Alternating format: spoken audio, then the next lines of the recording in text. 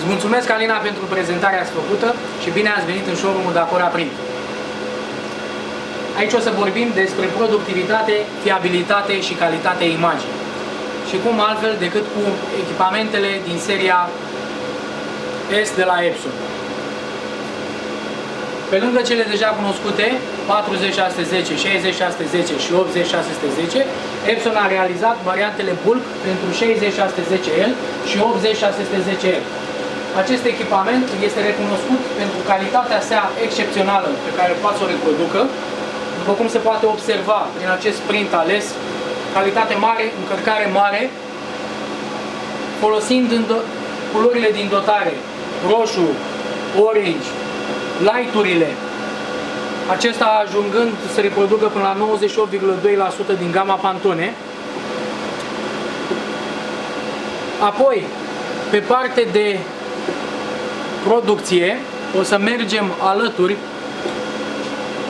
la echipamentul 60610L, la fel dotat cu un sistem de alimentare cerneală de 1,5 litri. Acesta vine cu dublu CMYK. Imaginea aleasă pentru această demonstrație este la fel cu încărcare mare. După cum se poate vedea, este în 2 pași, atingând o viteză de 52 de metri pătrați pe oră, iar pentru 1 metru pătrat în jur de 0,8 euro. La fel este dotat cu dryerul acesta extern pentru a asigura și fixa cerneala la viteza stabilită. Epson a ales să creeze variantele bulk pentru a veni în sprijinul clientului, oferindu-i astfel aceleași aplicații la un cost mult mai mic. Astfel, prin variantă bulk avem o cantitate mai mare de cerneală, reducând astfel nevoia de alimentare mult mai rapidă a consumabilelor. Prin productivitate extinsă, operatorul poate să-și aloce timp către alte aplicații, echipamentul putând să funcționeze mult mai mult timp fără o interferență umană.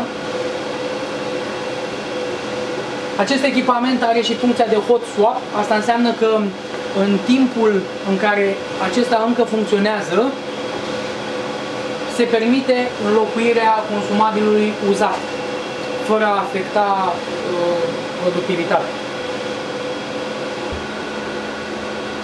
Din punct de vedere construcție, echipamentele au la bază același șasiu solid, robust, ca și echipamentele menționate puțin mai devreme, și în compoziție au sistemul de alimentare și preluare media, premiat de altfel, denumit ADATC, ce asigură la ajustarea și controlul tensiunii în funcție de materialul utilizat.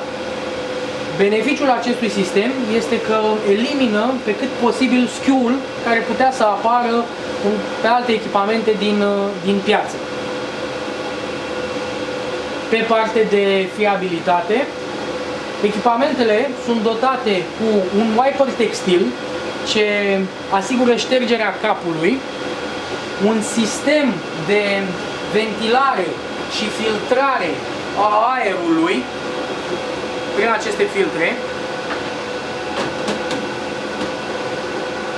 și, nu în ultimul rând, sistemul de recirculare a cernelului din cadrul acestor stacker, ce previne sedimentarea culorilor. Beneficiul sistemului acesta de intern de mentenanță este că se poate reduce la maximum necesitatea posibilității chemării serviciului pe aceste echipamente. Pe partea de calitate, Epson folosește în continuare capetele de imprimare Precision Core Micro TFT și împreună cu cerneala Ultra Chrome GS3 se poate obține gamut variat de culoare și calitate extraordinară la vitezele mari pe care le pot reproduce aceste echipamente.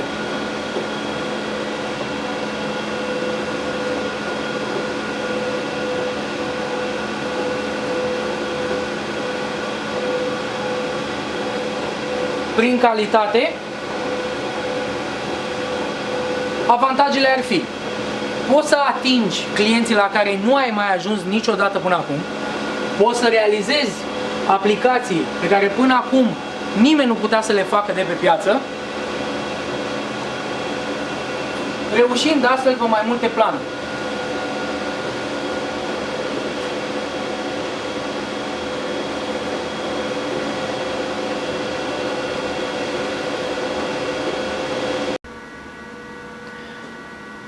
Pentru a demonstra funcția de eliminare a skew-ului, am alimentat rola în mod intenționat incorect, iar acum vom putea observa procesul de reglare automată a acestuia.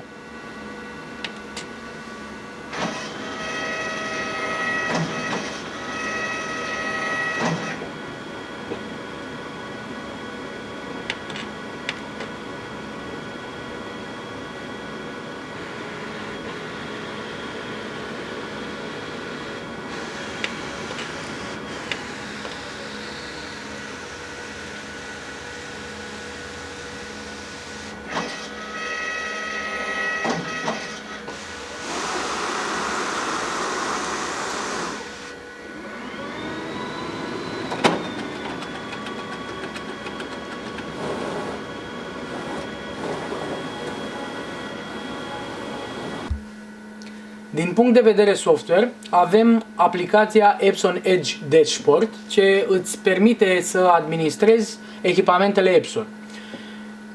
Pe partea de administrare avem în această secțiune partea de control a echipamentului